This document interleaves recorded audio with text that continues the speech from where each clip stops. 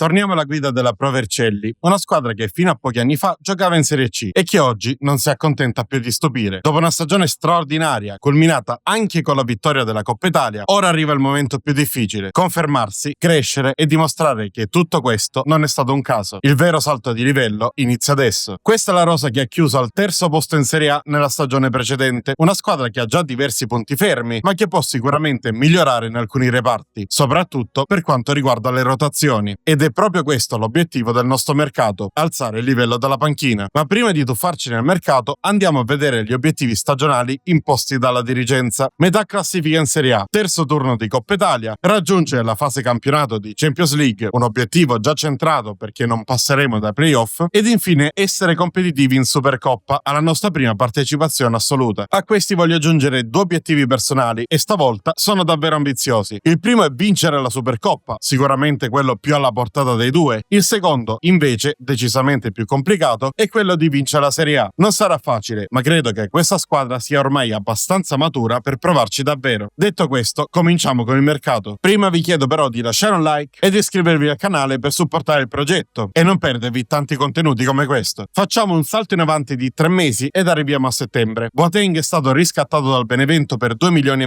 e, insieme a lui, ha salutato anche Barstov, che per qualche motivo non appare tra questi trasferimenti.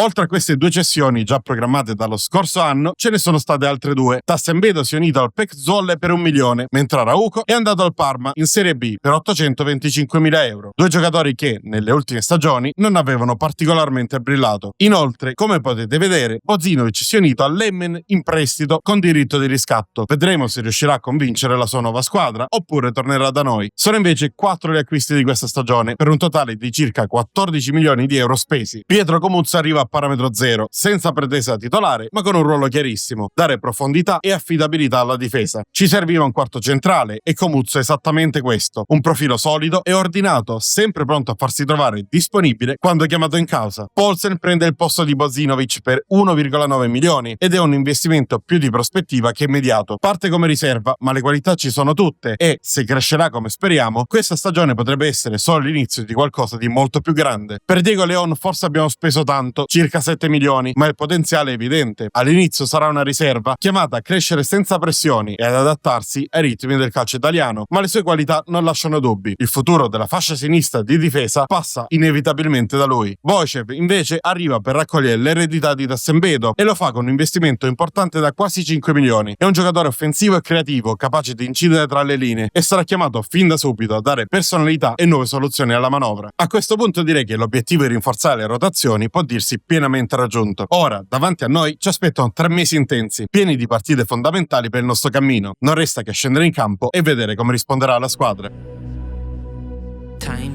Nel frattempo i lavori alle strutture delle squadre giovanili sono stati completati e ora hanno raggiunto un livello molto buono, come potete vedere da questa schermata. Si tratta di un investimento importante da 60 milioni, ma che reputo assolutamente necessario per il futuro del club. Passiamo ora all'analisi dei nostri primi avversari di oggi, il Newcastle. La squadra allenata da Tuchel ha diversi punti di forza, ma quello che più mi preoccupa è la creatività. 9 assist su 27 sono arrivati a dentro l'area di rigore. Allo stesso tempo, però, soffrono proprio questo tipo di situazione in fase difensiva, con 8 gol subiti su 26 arrivati da assist simili. Per questo motivo modifichiamo la tattica in questo modo: in fase di non possesso chiediamo alla squadra di abbassare la linea difensiva, così da riempire l'area e ridurre gli spazi a loro disposizione, mentre in fase di possesso chiediamo di portare palla in aria, dove soffrono maggiormente. Ci schieriamo con tutti i titolari a disposizione e scendiamo in campo con l'obiettivo di portare a casa i 3 punti. La prima occasione del match arriva al 20° minuto ed è per i padroni di casa, che con uno schema da calcio d'angolo trovano il colpo di testa sul secondo palo del loro attaccante. Fu Diaz sventa la minaccia, aiutato forse anche dal palo. Pochi minuti più tardi Bruno Guimaraes ci prova dal limite dell'area. La palla supera il nostro portiere, ma colpisce la parte inferiore della traversa e poi la linea di porta, senza però superarla. Ci siamo salvati con un po' di fortuna, ma dobbiamo assolutamente reagire. E invece commettiamo un'ingenuità. Arriva un cross innocuo che sarebbe stato facile allontanare, ma al centro dell'area il nostro giocatore trattiene Cupo. L'arbitro viene richiamato dal VAR e dopo una revisione concede il calcio di rigore. Dal dischetto va João Pedro. Conclusione centrale e potente, con Fui Diaz completamente sperato. spiazzato. Il primo tempo si conclude sull'1-0 per i padroni di casa. Negli spogliatoi mi faccio sentire e chiedo una reazione alla squadra, ma la prima occasione della seconda frazione è ancora loro. Bargi arriva al limite e calcia, non andando lontanissimo dallo specchio della porta. Un minuto più tardi, finalmente, ci facciamo vedere anche noi. Nico Pass dribbla il suo marcatore e penetra in area. Calcio di mancino, trovando però la risposta attenta del portiere, che devia in angolo. Passano circa 10 minuti ed un altro schema da calcio d'angolo ci mette in difficoltà. Lasciamo totalmente libero al centro dell'area un loro giocatore che colpisce a botta sicura ma non trova la rete. Ancora una volta veniamo salvati dalla loro imprecisione. Al minuto 68 Casadei vede un corridoio perfetto per servire Diaz. L'ala arriva sul fondo ed appoggia al centro per Barroca, che non deve far altro che depositare il pallone in rete. Il Newcastle ovviamente non ci sta. Una punizione al centro dell'area porta alla sponda di testa. Il calciatore bianconero deve solo appoggiarla di testa, ma poi Diaz è bravissimo ad uscire su di lui e in qualche maniera salvare il risultato. 4 minuti più tardi ci provano nuovamente con un tiro a giro da dentro l'area, ma la conclusione è imprecisa. Il risultato non cambia e la partita finisce 1-1. Dobbiamo essere onesti, non meritavamo questo punto. I nostri avversari hanno giocato decisamente meglio e sono stati anche parecchio sfortunati, ma alla fine non possiamo lamentarci. È un punto importante che ci lascia in corsa per la qualificazione agli ottavi. Tra alti e bassi, questi primi mesi raccontano bene il livello della sfida che ci aspetta, ma anche la qualità della nostra squadra. In campionato arriva una sconfitta di misura contro il Milan, 1-0 che brucia, ma che conferma quanto ogni dettaglio faccia la differenza contro le big. Per il resto però rimaniamo imbattuti, portando a casa 9 vittorie e un pareggio. In Champions League invece la Pro Vercelli si presenta con personalità, netto 3-0 contro il Bodo Glimt, una prova di forza che manda un segnale chiaro, e poi uno 0-0 di grande maturità contro il Lipsia, una partita solida e sofferta che dimostra come questa squadra sappia reggere il confronto anche in Europa. La miglior partita del trimestre arriva contro la Roma, tra le mura amiche del nostro stadio. Davanti ai nostri tifosi dominiamo i giallorossi, tirando 18 volte e centrando lo specchio in 11 occasioni. Apriamo le marcatori con Gureler, che si avventa sulla palla vagante dopo il colpo di testa di Palacios, che aveva centrato in pieno il palo. Il raddoppio arriva poco dopo con Casadei, servito dal compagno, che incrocia perfettamente col mancino e batte il portiere. Il terzo ed ultimo gol arriva nel secondo tempo, con Barroca che supera con un controllo di petto il portiere e appoggia in rete per il 3-0 finale. Ora dobbiamo solo continuare su questo livello di prestazioni.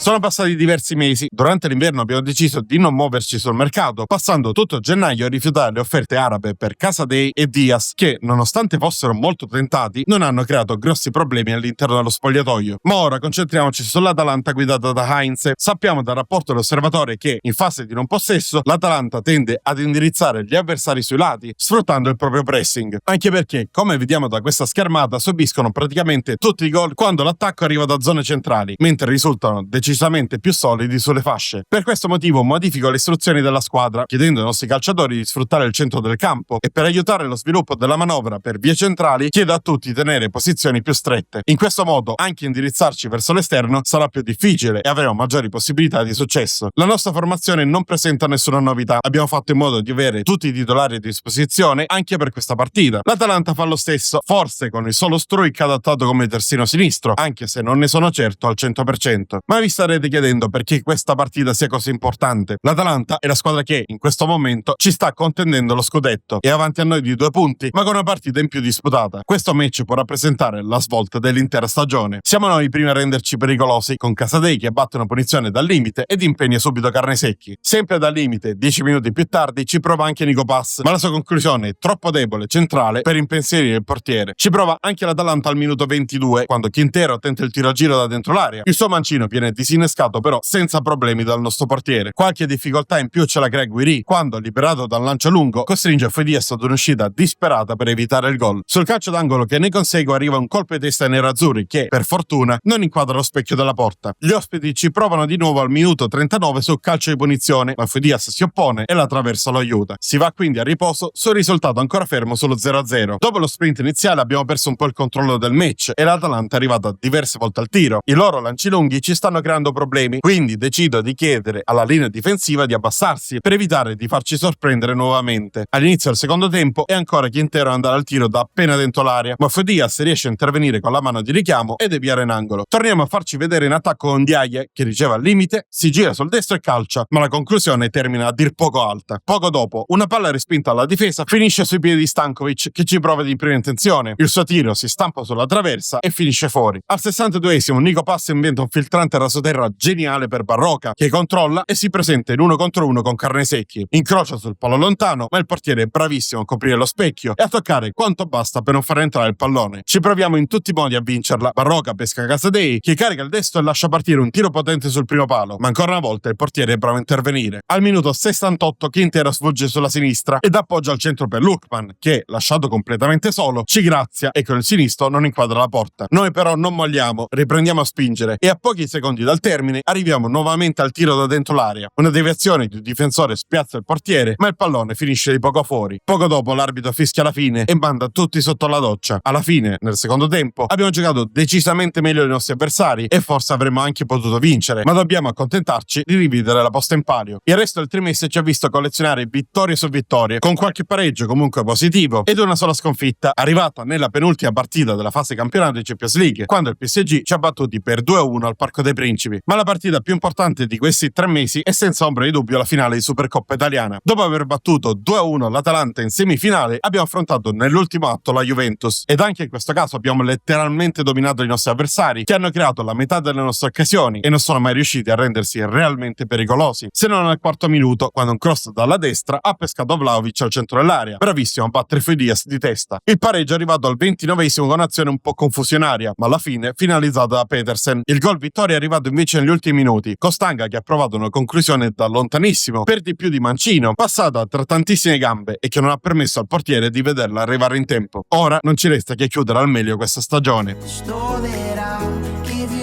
Prima di analizzare l'ultima partita che vedremo insieme, voglio mostrarvi 2 nuovi giocatori arrivati in primavera. Rodolfo D'Andrea è un difensore centrale già molto fisico per l'età, forte nei contrasti e nel gioco di squadra, con personalità e coraggio evidenti. Tecnicamente grezzo, ma ha le basi giuste per crescere con calma e diventare un profilo interessante nel lungo periodo. Domenico Minardi invece è un portiere agile e reattivo, con ottimi riflessi e grande coraggio nelle uscite. È ancora acerbo nella gestione del gioco, ma tra i pali mostra qualità naturali che lo rendono un prospetto su cui vale la pena investire. E con le nuove strutture a loro disposizione, chissà che livello potranno raggiungere. E così siamo arrivati a marzo, pronti a giocarci gli ottavi Champions League contro il Barcellona. Gli spagnoli sono ancora allenati da Hansi Flick e hanno pochissimi punti deboli, ma alcuni sono fondamentali. Quello che dobbiamo sfruttare maggiormente è la loro difficoltà nel difendere i palloni lunghi provenienti dalle retrovie, e per questo chiediamo ai nostri di utilizzare passaggi più diretti. In combinazione con questa richiesta chiediamo anche di giocare maggiormente di contropiede, una scelta che si sposa alla perfezione con la prima. I punti di forza dei Blaugrana sono invece diversi, ma tiri da lontano, cross e colpi di testa mi preoccupano particolarmente. Per questo motivo chiedo alla linea difensiva di alzarsi quando ne ha l'occasione, così da contrastare i tiri dalla distanza, e poi alla squadra di contrastare con maggiore aggressività i cross per rendere la vita difficile ai crossatori ed evitare il più possibile colpi di testa pericolosi, visto la loro grande qualità in questo fondamentale. Anche in questa occasione schieriamo la miglior squadra a disposizione e anche in questo caso la partita viene sbloccata da un calcio di rigore guadagnato da Balde, che, una volta sentito il tocco di Stanga sul suo piede, si è lasciato cadere a peso morto. Il VAR ha confermato la scelta dell'arbitro e De Jong ha portato avanti i suoi dal dischetto. Poco dopo Fati ha provato a portare a 2 il vantaggio, ma il suo tiro dal limite si è spento sul fondo. 3 minuti più tardi un'azione velocissima fatta di passaggi corti e precisi degli attaccanti blaugrana ci ha colti alla sprovvista e non abbiamo potuto far nulla per evitare il raddoppio del Barcellona. Gli spagnoli hanno poi continuato a spingere, trovando anche una traversa con un tiro da fuori di De Jong, vicinissimo alla doppietta personale. Al minuto 28 ci siamo finalmente affacciati in avanti. Nico Pass ha servito Casadei con un lancio lungo e il trequartista italiano ha controllato di petto e incrociato sul palo lontano, riportandoci finalmente in partita. Il gol di Casadei è stato la scintilla del nostro risveglio. Un altro lancio lungo ha liberato Barroca davanti al portiere, tiro d'interno e pallone che però ha solo sfiorato il palo prima di spegnersi sul fondo. Nei secondi finali del primo tempo il Barcellona è andato vicinissimo al terzo gol sugli sviluppi di un calcio d'angolo battuto corto, ma questa volta la conclusione non ha centrato lo specchio della porta. La prima azione del secondo tempo invece è stata nostra. Diaz ha lanciato in profondità Barroca, che ha sorpreso con uno scatto la linea blaugrana e stavolta davanti al portiere non ha sbagliato, battendolo con un tiro preciso di sinistro. Trovato il pareggio abbiamo preso il controllo della partita e al minuto 59 Nico Pass ha servito Casadei con un filtrante millimetrico, permettendo al trequartista di portarci in vantaggio battendo il portiere sul suo palo. Al 66esimo un altro lancio lungo ha sorpreso la difesa spagnola e questa volta a presentarsi davanti al portiere è stato Boce, bravissimo con il destro a siglare il gol del 4-2 definitivo che ci ha regalato stato una vittoria insperata, ma assolutamente meritata. Come possiamo vedere dalle statistiche, infatti, abbiamo giocato alla pari contro una delle squadre più forti d'Europa, pareggiando praticamente ogni dato, ad eccezione dei calci d'angolo. Insomma, possiamo tranquillamente considerarla una delle vittorie più importanti di tutta questa carriera. Ora dobbiamo solo scoprire come finirà questa stagione. Purtroppo al ritorno al Camp Nou non c'è storia. Il Barcellona ci schiaccia per tutta la partita e con un 4-0 senza appello ci elimina dalla Champions League. Questo però ci dà l'opportunità di concentrarci totalmente sulla lotta a scudetto e così mettiamo in fila una serie di vittorie consecutive, compresa la vittoria per 3-0 contro la Salernitana nella partita di recupero che ci porta davanti a tutte. Nelle ultime giornate arriva una sola sconfitta, 2-1 contro il Sassuolo, ma per il resto sono soltanto vittorie. Ed allora possiamo dirlo, è finalmente ufficiale, la Pro Vercelli è campione d'Italia e vince l'8º scudetto della sua storia, chiudendo il campionato a 93 punti, 5 più dell'Atalanta, seconda classificata. Milan e Juventus chiudono la zona Champions, mentre l'Inter clamorosamente finisce fuori da tutte le competizioni europee. Ed a proposito di Inter, l'affrontiamo nella finale di Coppa Italia e nonostante una partita abbastanza bloccata non soffriamo praticamente mai e alla fine portiamo a casa il trofeo che si aggiunge a Supercoppa e Scudetto. A decidere la Casadei, che sfrutta la sponda sul secondo palo di Palacios per segnare la rete che ci consegna la seconda Coppa Italia consecutiva. Abbiamo raggiunto tutti gli obiettivi, sia quelli imposti dalla dirigenza che quelli personali, sicuramente quelli più importanti. Ed ora andiamo a vedere il rendimento della squadra che, come potete notare, è di altissimo livello praticamente per tutti i componenti della rosa. Ovviamente alcuni si sono distinti sia in positivo che in negativo ed è arrivato il momento di nominare MVP e flop stagionale. L'MVP di questa stagione non può che essere, ancora una volta, Igor Barroca, che nelle sue 53 presenze stagionali segna 36 gol e serve 3 assist ai compagni, mantenendo alla fine una media voto di 7,17, un premio tanto scontato quanto meritato, viste le sue performance anche in questa stagione. Il flop stagionale è invece Joan Hernandez. Dopo l'ottima stagione precedente ha abbassato decisamente il livello delle sue prestazioni e nelle 44 presenze stagionali ha mantenuto una media voto di 6,72, la più bassa in rosa, ma soprattutto ha dimostrato di avere lacune difensive gravi anche contro squadre non particolarmente attrezzate. Non lo salvano nemmeno i 5 assist in stagione e dovremo valutare attentamente il suo futuro. Ma per oggi è tutto, spero che questo video vi sia piaciuto e se così fosse allora lasciate like ed iscrivetevi per tanti nuovi contenuti. Noi ci vediamo nel prossimo video, ciao ragazzi!